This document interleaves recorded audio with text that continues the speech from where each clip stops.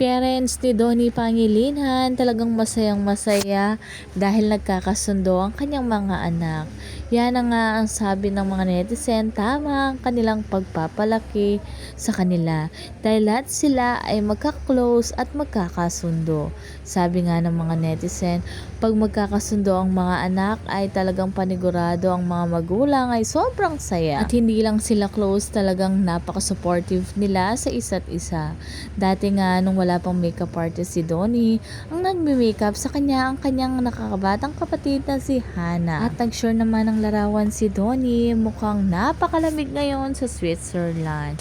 Talagang doble-doble ang kanilang suot. After ng long work, talagang deserve ni Donnie na magpahinga. Every year naman ay talagang ginagawa nila ng kanilang pamilya na mag-out of town. Soon makikita natin ang Don Bell na sila lang dalawa na magbabakasyon sa kanilang paboritong bansa na Switzerland. Sa ngayon ay manifesting pa lang natin dahil napaka-busy ng dalawa.